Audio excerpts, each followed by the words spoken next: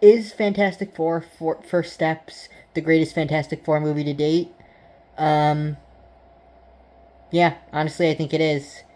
So we have a lot to talk about. So this is going to be a spoiler review. I'll try not to spoil everything, but there are going to be a little bit of spoilers. So if you don't want to be spoiled, go see the movie and then come back and watch this review.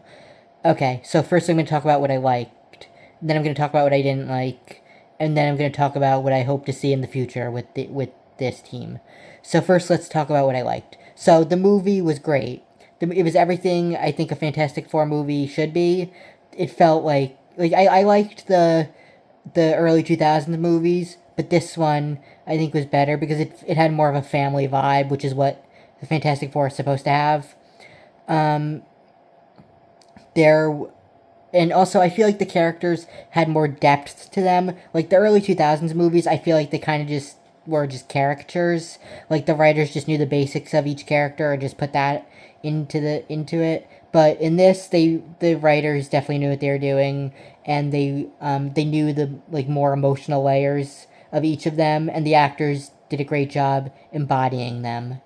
So I'm going to talk about each character individually. So let's start with Reed Richards. So Pedro Pascal did an amazing job with this character. I wasn't sure about him at first. I wanted John Krasinski, but I think Pedro Pascal was the perfect choice. Reed Richards is sort of like he's arrogant and he's like self not obsessed, but he clearly thinks very highly of himself.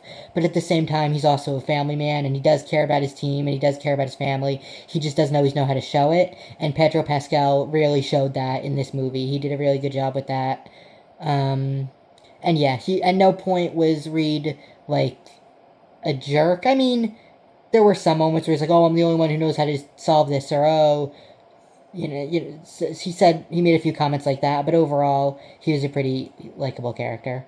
Um, yeah. Sue Storm was the character. So they really kind of screwed her up in the previous movies. Like, I like Jessica Alba. I think she did a good job, but in the first two movies, she was pretty like naggy and uptight, which isn't really how Sue is. Sure, she has her moments where she's like the mom of the group, quote unquote, but she's more than that. She's loving, she's responsible, she's like basically the team, the glue that holds the team together. And Vanessa Kirby really did a good job at that because that's how Sue felt in this movie. She wasn't just like uptight like Jessica Alba's character was, and I don't blame Jessica Alba for that. I blame the writers.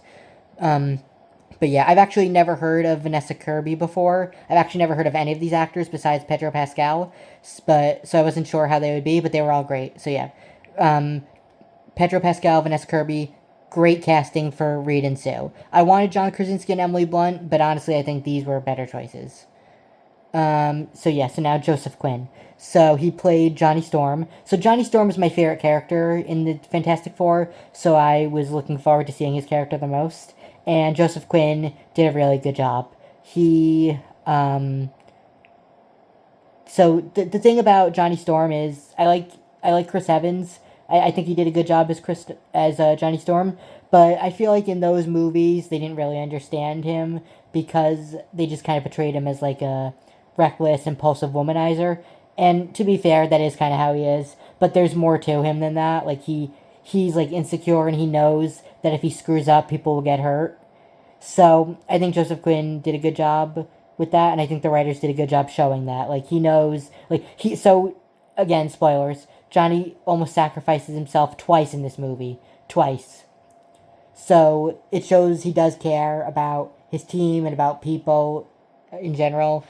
So I thought they did a good job. I also like how they made him smart in this movie, not like Reed and Sue level smart, but he's like able to figure things out and he's able to um, know what they're like. He's not like they don't make him dumb, which is good. Um, yeah, okay. So now let's talk about Ben Grimm, the Thing.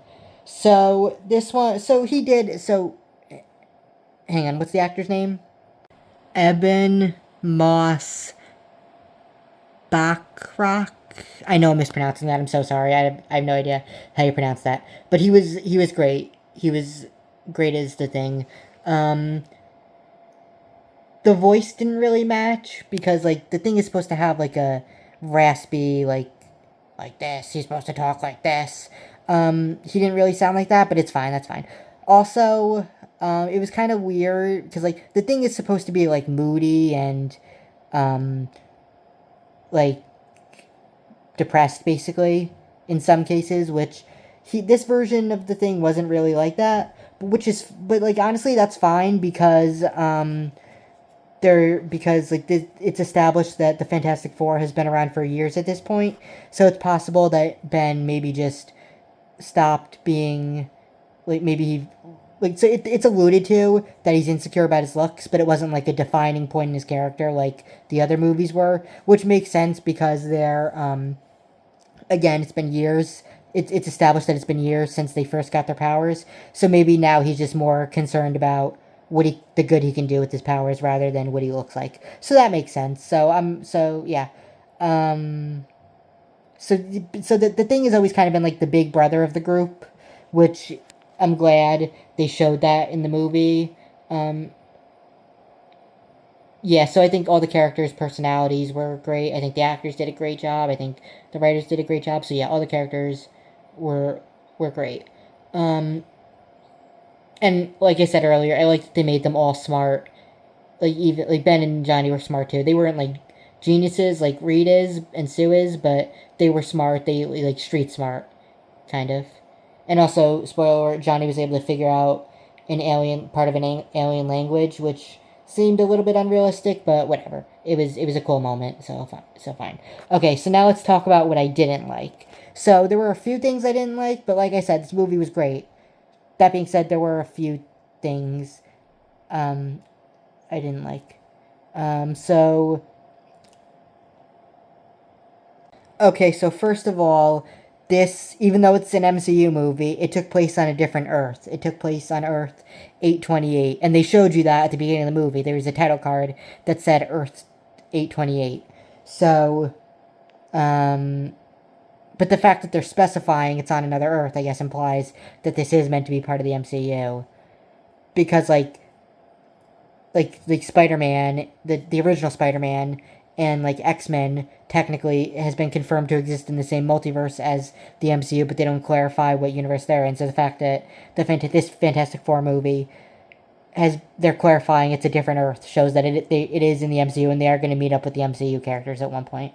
So anyway, yeah, so I don't know how I feel about the fact that it exists on a different Earth. I mean, I'm kind of tired of the multiverse stuff, but at the same time, I guess it was a relief how they could like focus on their own story without constantly referencing other Marvel characters.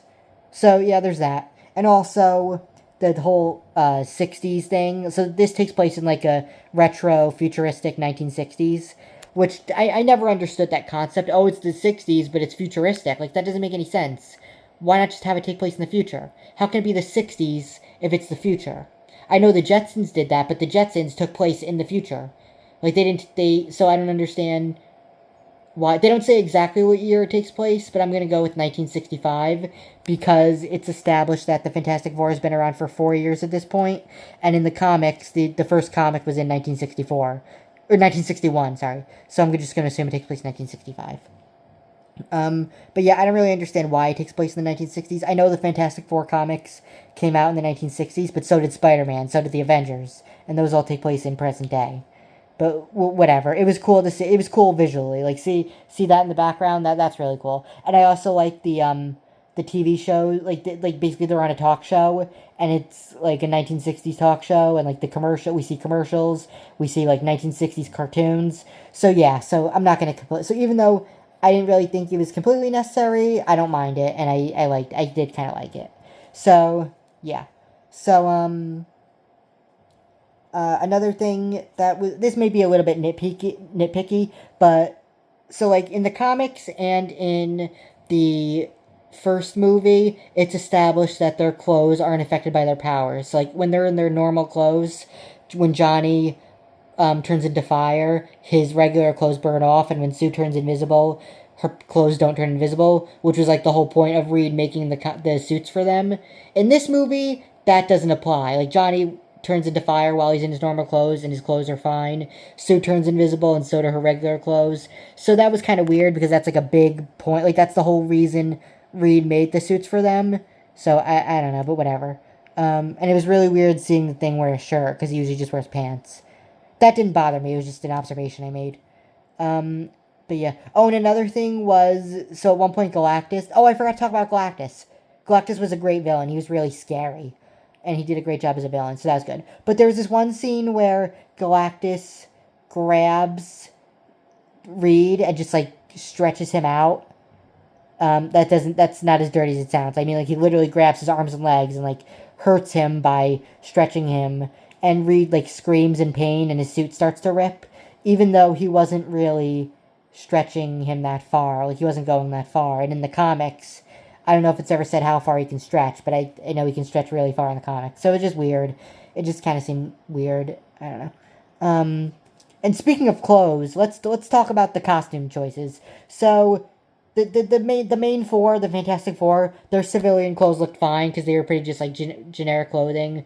Like Sue was wearing just like a red dress. Ben was wearing a sweater. So the normal clothes were pretty generic for them. But with the civilians, like the extras, they were all wearing these like trench coats and hats. It looked like cosplay. It looked like people were cosplaying as people in the 1960s. It was weird. But again, little bit nitpicky. It doesn't really affect the movie for me. It was just something I noticed. There was one scene in particular where so Sue is pregnant in this movie with Franklin, who, if you read the comics, you know is the son of Reed and Sue and grows up to become the most powerful being in all of Marvel Comics. So Sue is pregnant in this movie, and Galactus tells them that he knows Sue and Reed's baby will have cosmic powers and basically be like him. I guess similar powers to Galactus. So when Sue is giving birth, she says a line where it's like, "What if he's a monster?" Which I felt like was a little out of character for Sue. Like I know what she's saying, like she's worried that he's gonna be like Galactus, but I don't know, to call her own child a monster, it just, I don't know. Like yeah. So but yeah, overall, this is a really great movie, and I think everyone did a great job. The writers, the actors, the people who worked on the production, everyone did a great job. And so now, okay, so now I'm going to talk about what I want to see in the future. So there's an end credit scene. I'm not going to spoil the end credit scene. You need to go see the movie to go see the end credit scene because it was amazing. But it ends with it's saying Fantastic Four will return in Avengers Doomsday, which we already knew would happen. But so in Avengers Doomsday, I'll make a whole separate video talking about what I want to see in that movie. But yeah, so I hope that the Fantastic Four gets to like meet it's at least Spider-Man, because in the comics Spider-Man is sort of like their honorary fifth member, and he's like really good friends with Johnny Storm. So I would like to see that first. I know probably they're not going to meet Spider-Man until Avengers Doomsday, but I would like it if they met before that. There's like the first Spider-Man comic, or like the second Spider-Man comic, was him meeting the Fantastic Four and him like breaking into the Baxter Building and interacting with them. I don't think we're going to see that in the movies, but I would like it if we did. And I would like maybe like a short film about Peter coming to Earth 828 and meeting the Fantastic Four. I don't, just a thought. They're probably not going to do it. I know they will meet him at some point, but it's probably not going to be until the next Avengers movie. I would like it though if he met them and they went on like a low stakes mission, because Avengers Doomsday is definitely going to be really high stakes and anxiety inducing. So, but I would just like it if we saw something like more like lighthearted first, so we could establish the friendship more. But yeah, those are my thoughts. I think yeah, so that's what I think. But who else are they going? They're probably going to meet some other characters. They're probably going to meet Sam Wilson, who's Captain America now. Probably going to meet maybe Bruce Banner, the Hulk. Maybe Scarlet Witch. Oh, that would be interesting if they meet Scarlet Witch, because in the comics, Doctor Doom and Scarlet Witch actually had a romance. So I don't think they're gonna put that in the movies. Oh, maybe. Actually, maybe. You never know. Yeah. So did you see the movie? What did you think about it? Leave your opinion in the comments below, and I'll see you next time. Bye.